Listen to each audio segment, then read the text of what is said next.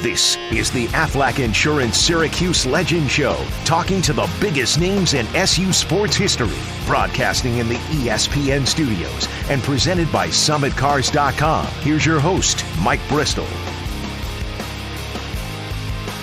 All right, the talented Adrian Autry right off the bat. What's up, Red? What's going on, Mike? How we doing today, man? It's good to get you on. Let's get right to it. I know that you're hustling hard. You got a bunch going on. Couple weeks here in the to look back on the entire season. I guess what's your ultimate take on it all? Obviously it was a difficult year. I mean, I think everyone is difficult situation as far as the COVID, but I was very proud that we managed to get through it.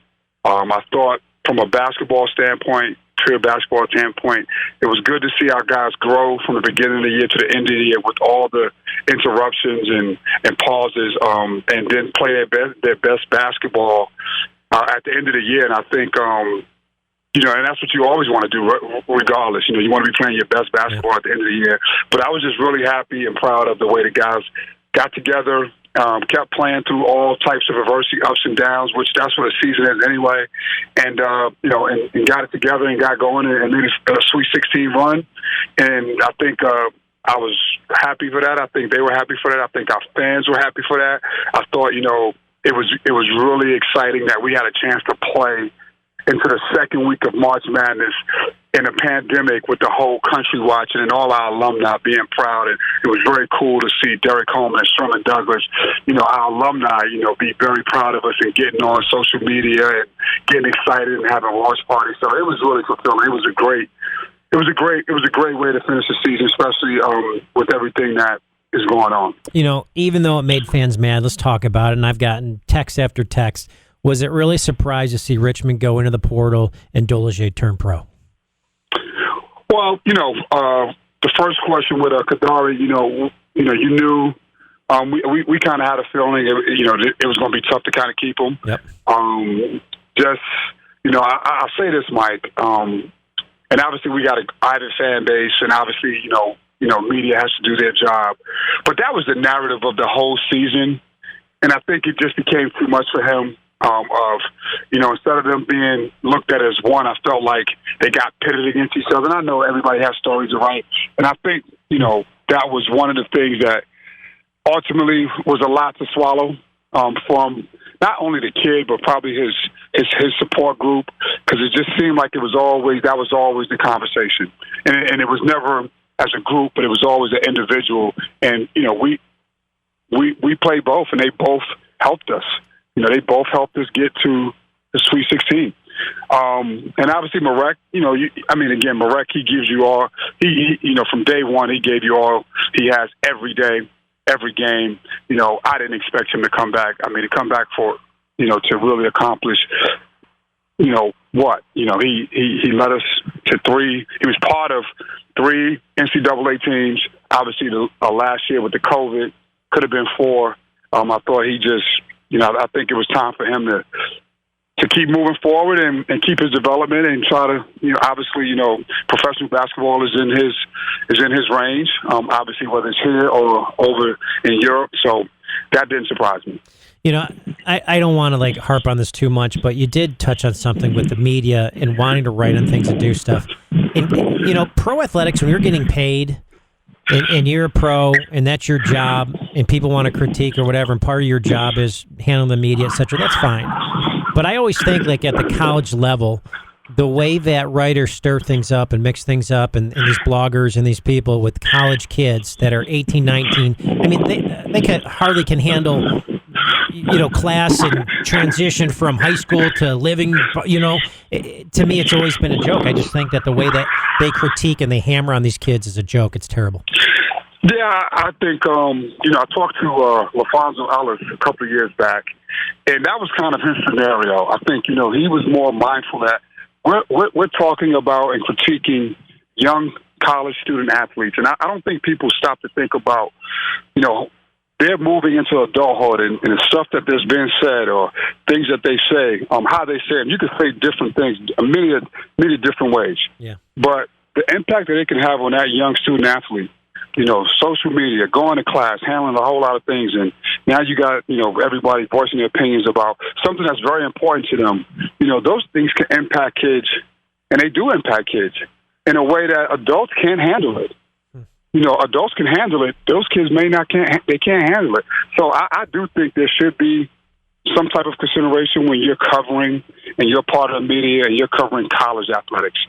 I just think that it kind of has to have some type of boundaries. Yeah, you can hammer the coaches, but you can't do that to the players or something. You want to hammer the coaches, you want to hammer the AD or the coaches. We know that comes with the territory. But these kids that are just chasing their dream and trying to compete and trying to handle and balance everything. Obviously, they're not perfect, but to just kind of sometimes it's just a little bit too much. And it's not just I'm not saying Syracuse. I'm just talking about overall college athletics. I completely agree. On some of these shows, and they just rag these kids like these kids are like 25, 27-year-old kids. I don't listen. Even being that old, I don't know if you want to handle people, saying some of the things that are said. It's unbelievable. I mean, I guess it comes with the territory, but not when you're in college. If you're in school and you have those 4 years, and when you decided to leave and go pro, that's a different story. But while you're in college, I do agree. I think there should be some sort of, hey, here's the factors. Here's what you can, you got to stay within these parameters to some degree. But think about this, Mike. When you teach kindergarten kids, you don't teach kindergarten kids like high school. Right. And when you teach middle school kids, you don't, it's a progression. And I know that, I know college is progression, it's professional, but even when you go through these stages, yes, you want to point out some things, but you also want to encourage them so they could develop into the next phase. Teach, and that's kind of how I look at it. That's a good point. And that's how we look at it as a program. No, that's a good point. And as coaches. That's a good point. I mean, it is. That's smart. All right, one final question. I know you got a buzz, but I keep looking at, what the NBA does in terms of the declaration where a player can enter the portal but then go back to where he was. Is this kind of like the Wild West right now with what's going on? I mean, how do you guys feel? I feel like this is unbelievable. Well, I think I like the fact that these guys can test the water to get feedback. Obviously, as you try to build a team and a program, you would like to know going into the off season who you will have and who you won't. But I like the opportunity that they get a chance to get a feedback, because now they can make an educated decision on their careers and their dreams and on their life, basically, and make a good decision. All right. Spoken words. The great Adrian Autry out making things happen. I hope you're enjoying Saturday. I hope you actually are doing something enjoyable today. I'm getting ready to jump in my car after this and drive 2 hours to Albany for my son's practice. So it never stops. It never stops. All right, man. I'll talk to you later. Thanks. All right. Okay, Mike. Okay, bye-bye. Adrian Autry on deck. John Desko. And it doesn't get any better than John Desko. We'll be right back. ESPN Radio 97.7 and 100.1. This is the Aflac Insurance Syracuse Legend Show, talking to the biggest names in SU sports history, broadcasting in the ESPN studios, and presented by SummitCars.com. Here's your host, Mike Bristol. Who doesn't want to talk to the great John Desko? Coach, what's happening? Just a sunny day in Syracuse, Mike. Boy, what a day. Are you getting out to the lake, or what are you doing today? Hope you're doing something. Going to try to. There are two ACC games on noon and 2 o'clock, so I'm going to watch those games and do a little scouting, but going to try to rake some leaves or something. Yeah, you got to get inside. Exactly. It's too nice not to be outside. All right, you have this game against Notre Dame. You turn around, you bounce back against Albany. Talk about what you said to the kids, and then the Albany game for me.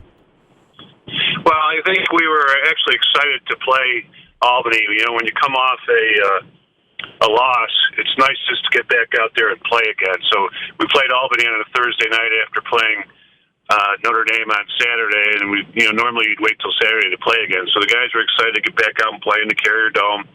I thought we had a really good effort, especially defensively in that game where, against Notre Dame, the defensive effort wasn't quite as good. So we worked on some things that we needed to get better at during the week, and we did it. And now we've got to get ready for North Carolina coming in next Saturday. So going back to Duke here for a second, given how you performed with the ball, incredible, right? But the frustration with the face-off issue. Talk about that and just fixing stuff like that. Well, we've talked a little bit about it before. Yep. For those who don't quite understand the value of the face-off, you go back to the basketball when there was a jump ball after every basket, and Wilt Chamberlain was on your team. You were going to win. You were going to win a lot of games because you weren't going to get the ball on offense a lot. So, and that's similar to lacrosse. If you've got a really good face-off guy and he's getting you the ball 70-75% of the time, that's giving your offense only 25% of the ball. You have to be really good defensively, and that's pretty much what happened against Notre Dame. We didn't have, in the fourth quarter, Mike, we had the ball 4 times in the fourth quarter on offense. Unbelievable. What makes a guy so good at face-offs? Like, I watch some of these guys, and they just come up with the ball every time, and you're just like, what is he doing? How does he do it? What is the magic? Well, it doesn't hurt to have quick hands. Yeah. You have to have really good anticipation. Believe it or not, face-off guys will do scouting reports on officials, and some of them have quick whistles. Some of them hold their whistle. So they actually know by the number of the official when he comes up to blow the whistle, they actually know his characteristics, if he's going to be a little quick or a little slow. And that helps them anticipate. And really it's a technique thing, and there's some counter moves. So there's a little bit of guessing going on. But if you've got really quick hands and you anticipate the whistle, you can get down the ball first and then and get it out from there. I don't know if this is a good question or not, but I was, with the face-offs and the violations now whistled seem to be too quickly, especially since they can now lead to that 30-second man advantages. Like, can you touch on that for me? Well, it's not a comfortable thing when you have a violation or two, because as soon as you have 2 violations, you go out there with a different mindset, because if you have another violation, you're going to put your team in a man-down situation, giving the other team a chance to score a man up. So now not only have you lost the ball because of the violation, now you're putting your team in a man-down situation. So it's as a result, you go out there with a violation or two. You don't want to jump the whistle. You don't want to be too quick, and as a result, I think the other opposing team's face-off man has an advantage. I guess in the time you've coached, head coach, assistant, who was the best player SU has had at that center X? Oh boy, we've had a bunch. We've had a handful over the years. I'm trying to think. Chris Bickle with Sam Bassett as wing. They were good ones. Chris Searcy actually had Bassett. He was a terrific one, high percentage at the time. Who was probably started all off was Tom Donahue.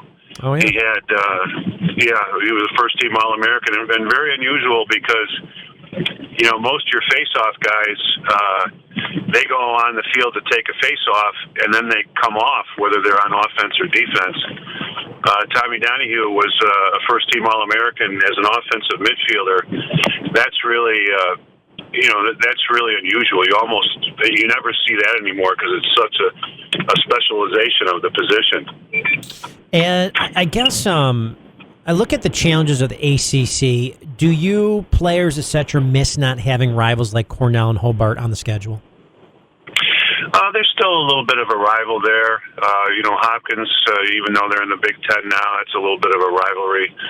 But you're a little bit more emphasis now that we're playing in a conference, and we play everyone in the conference, and then we play half of the group 50% again.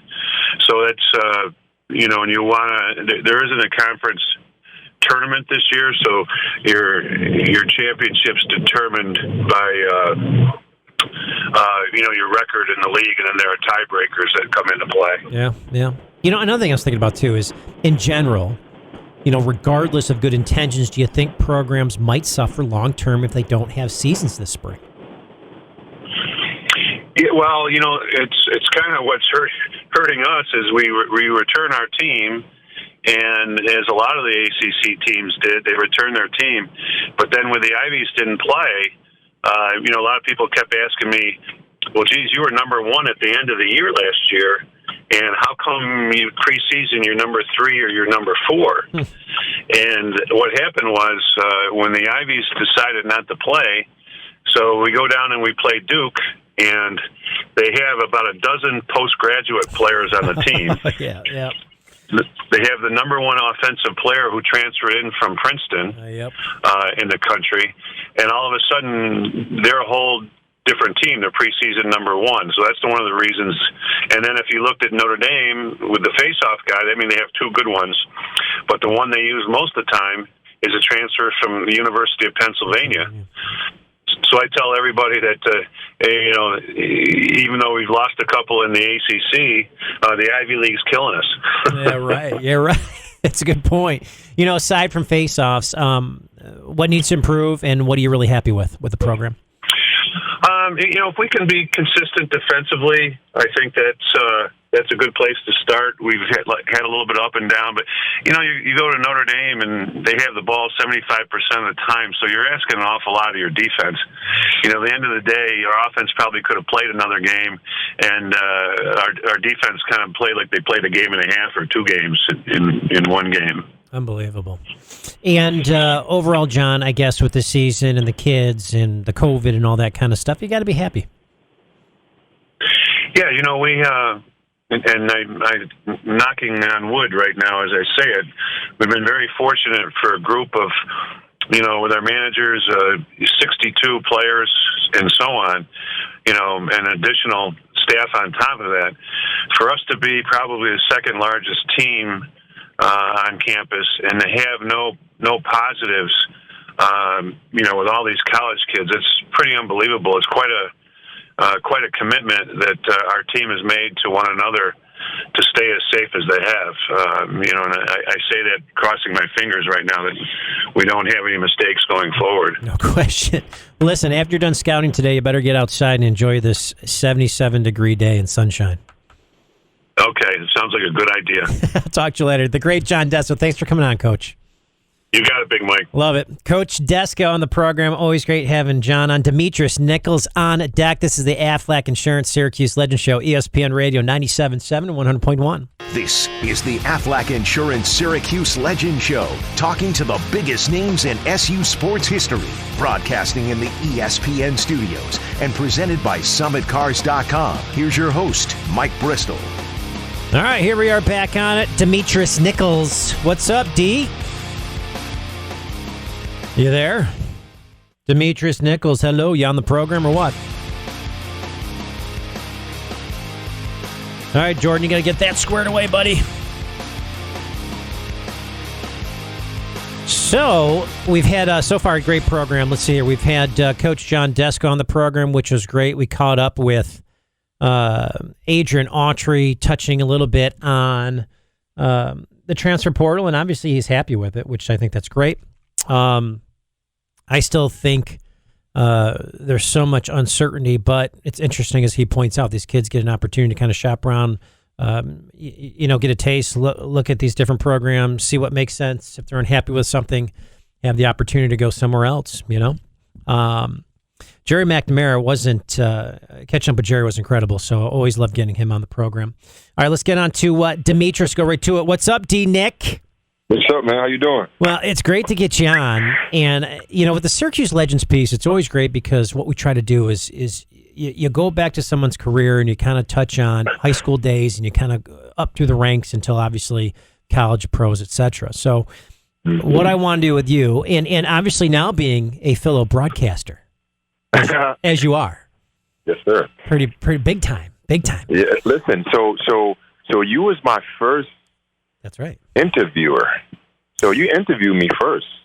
So I appreciated that. Well, and I had Johnny, and we brought you in studio a little bit. We had some fun together. You did, man. So I appreciate that, sparking that fire or lighting that fire. Well, you're terrific at it, and the analyzing and the personality and everything. It's great. So yeah, but at the same time, you're also a great guy. So it's a good combo to have it all.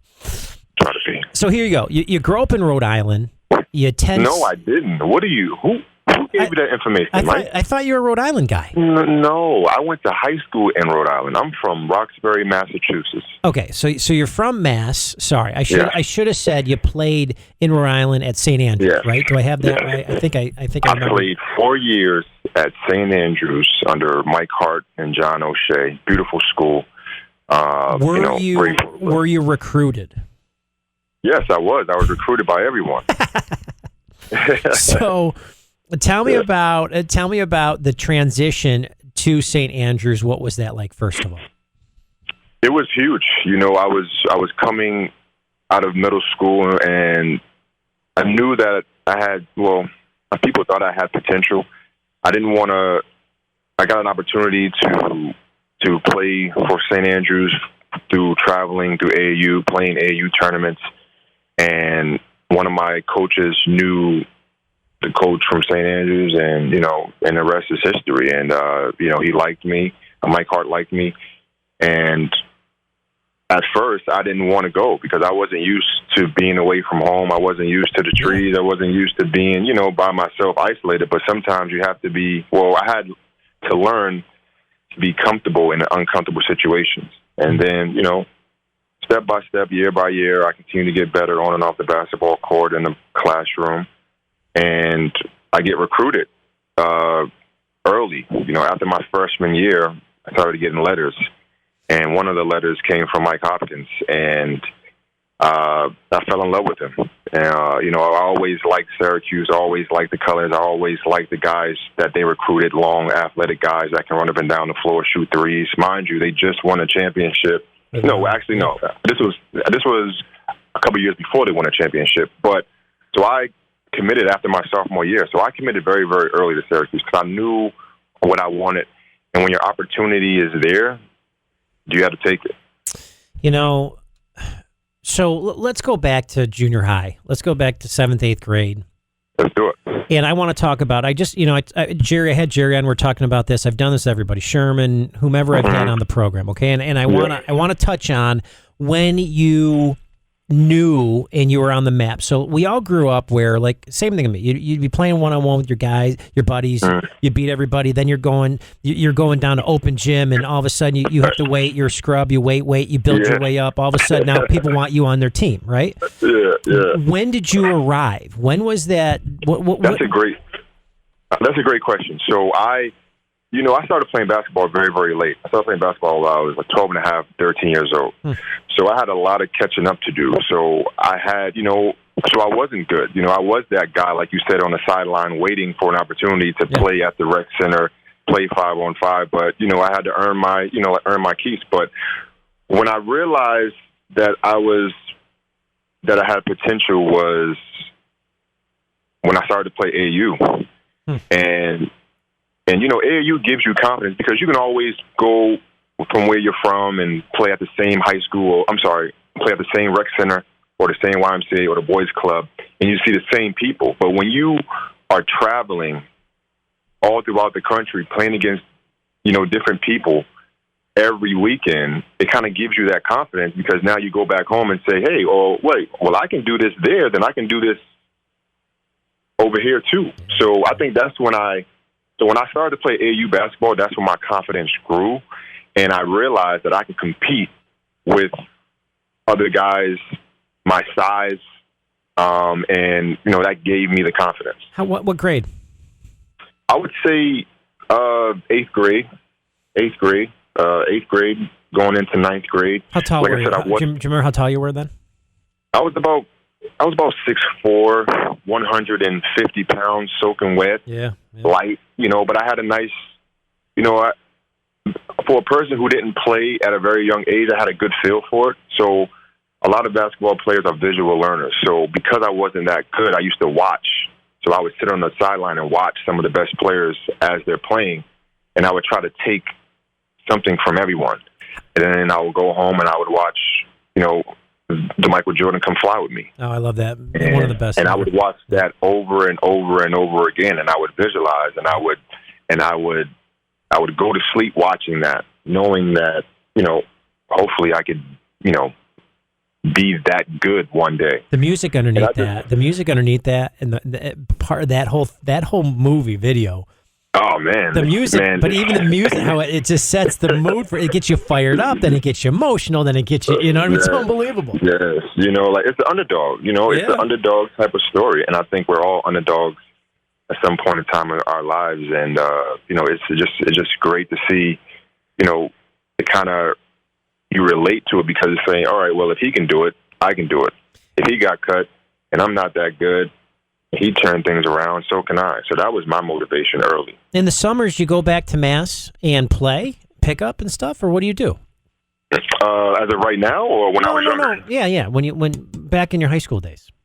Oh yeah. So in high school, because I lived at St. Andrews, because it's a boarding school, I would go home on the weekends and play. And I realized, so mind you, before I left to go to high school, I was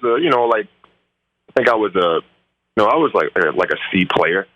So when I started to go to St. Andrews, and I wake up every morning, 5 o'clock in the morning, and work on my game, and then go to school, and then work on my game after school, and the reps build up. So I would go home on the weekend, and I would play at the local rec center that I used to play at, and I would just dominate everyone. Right. So if people were like, "Oh man, so where you been at?" I've been at school, and you could just see the confidence growing, and the transition and the habits that I started to develop in high school, waking up early, staying late, doing the extra stuff to get me prepared, and I hopped, skipped, jumped over people. All the guys that go ahead.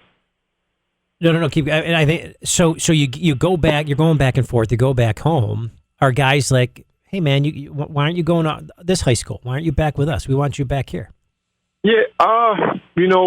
Coaches didn't say that really back home. I feel like where I'm from, it's not there's so many challenges and so many distractions. Rough neighborhood or no? Yes, okay. For sure. But it was a situation where I had the potential to not just play basketball, but I had the potential to get a really good education. And I wanted to just, take a leap and just go and see something different, being around different type of environments and just explore. And like I said, at first I was afraid to, leave home, leave my mom and my brothers and sisters. But I knew that if I was going to leave, I wanted to make sure that I was going to come back with something. I wasn't just going to go there and just spend 4 years at high school and get a regular job. I wanted to make something out of myself, whether it's going to be educational wise or athletically. I've always strived to push myself in that way. Well, you still do. So now you're St. Andrews. You're doing your thing. Who's on your team? Who are the guys? Who are you playing with? Who are the standouts? What's the competition like? Yeah, so St. Andrews was a small school in Barrington, Rhode Island. The best player, one of the best players before I got there, his name was Tony Robinson. He actually went to UConn, played 4 years under Jim Calhoun. Didn't really play, as much as he wanted. But so that was kind of the motivation for me. I wanted to go D1, and I wanted to, play in the Big East. I didn't want to go to UConn, though. Yeah, right, and I wouldn't either. Yeah, so it was. I played with a bunch of good guys. One of my best friends, Abby Ladonde, he went to Old Dominion, and he played 4 years there. But I was the premier player, and it was just amazing that I jumped and leaped and skipped over people. And that's why I always say to the average young boy or girl or, anyone, who is striving to be something or do something, you can do whatever you put your mind to because, I was an underdog in so many type of situations on and off the basketball court, but I put the time in and I got the reps, came early, stayed late, and I did what I had to do. And you saw that, not to interrupt you, but I saw that it was so evident given the struggles of the first really 2 years, certainly at Syracuse. I mean, there's some frustration. Other guys might consider transferring. Here you are. You keep buckling down. You get thrust into a starting role as a freshman. Yeah. I mean, when you have when you have nothing, you know, you when your back is up against the wall, 95% of people succeed. And I had to look myself in the mirror. You know, I didn't want to come, and I thought about, you know, Michael Jordan when he said, "Come fly with me." You know, he didn't want to go to North Carolina for 4 years and then leave and work at a gas station. I remember that. Yeah. I remember that segment of the movie, and I said that to myself. I don't want to come here and be on the bench or play 4 years and just be a regular guy. So I'm going to do whatever I have to do to put myself in a position, not knowing that it's going to be guaranteed, because nothing's guaranteed, but what you can do is give yourself an opportunity. Give yourself a chance to succeed. What changed from your sophomore to junior year to finally bring that game and consistency and contributions and to put yourself in that place? Just maturity and reps and just the mindset of I want to push myself. I want to push myself to the limit. I want to see how far I can take this. You know, I want to see, you know, how many shots I can make in a row. You know, how fast can I be? You know, in the summertime, you know, I wanted to be the best player in practice. I wanted to be in the best shape in practice. So I made sure that I was one of the strongest players on the court, on and off the court, but I was the most in shape. So I ran a 5-minute mile. And I kind of had to separate myself from the average. For me to be successful, I had to do things that are going to make me uncomfortable, you know. And be better than everybody. Yeah, and just because I know for me, so everybody has their why, Mike. I'm pretty sure you have your why. Of course, yep. Person that you talked to before me had their why, and my why is, you know, I've always felt like an outsider, and basketball gave me that peace. Basketball gave me that freedom to express myself. So that's when I used to play. I used to show so much emotion when I played because some people like the game, but I love the game. Yeah. You know, I love, you know, like all the hard work and all the dedication, all the time that you put into it, and then you see the results from practice translate to the game. You know, it's a beautiful feeling. January 26th, UConn, number 1 UConn. You throw down 28. Mm-hmm. Gotta love it. Yeah. Second half, I had 20. I think I had 25 in the second half. Yeah. And Coach Boeheim challenged me. He said, you know, I remember, and you know, at halftime, it's like you're supposed to be one of the best players on the team, and you have 3 points. And it was like a slap in the face. But he's always learned how to. He always has the ability to push me. He knows what buttons to push with me, and it was the weirdest thing. And I always say this to everyone: is like he knows exactly how to, you know, because some players don't like to get yelled at, or some people don't like to get challenged. But I like to be challenged. I like to be, you know, put on the line and say, hey, do this. Do it. Yeah. You know, yeah. And I'm gonna show you. Everyone remembers GMAC at the 2006 Big East tournament. Here you are, but you lead the team with 15 in the final game against Pitt. That's got to remain a sweet college memory for you. Oh, yeah. Listen, whenever you go into the Madison Square Garden, you know that you're around history, you're around legendary people who have walked through the door, who have been in the same elevator, the same smelly elevator that we've all been in. But it's something about playing in a garden, and you know, for me, you know, that was the stage. That was the stage. It felt like I was performing, and it's the best place to be, and that's why I chose Syracuse, and that's why I love guys who bleed orange and who commit to Syracuse, because there's something special here, and if you can play on this level, if you can put the ball in the hole, you don't go to anywhere else but Syracuse, because we need guys that can put the ball in the basket. That's that. And Coach lets you. Here's your creativity. Go do it. That's the thing.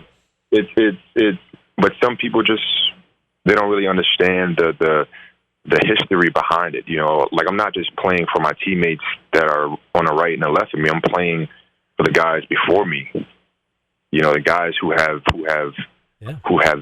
have made their mark, who've put Syracuse on the map. And I, as a player, I wanted to continue that reputation. And I hope that players here know that they are, you are part of history. So, go out there and you play every possession like it's your last. I love that. Senior year, you were a star, peaking 37 points against St. John's. Obviously, physical, emotional maturity, 4 years of college. Talk about, I guess, when everything does come together, and here you are, you can see the masterful play in your game. It was, it's amazing when I had my 37-point game against St. John's, it just felt everything was coming together. It's funny because all I was thinking about as I'm playing that game was my workouts. That's all I was thinking about during the game was all the hours that I put in, all the hours I didn't want to wake up and go to the gym or go to the weight room or run. It all was for that moment, for that game. And a lot of these guys, they don't understand you have to put the time in. And it was just a beautiful, it felt like a book. As I would run down the court, it felt like it felt like I was turning the page.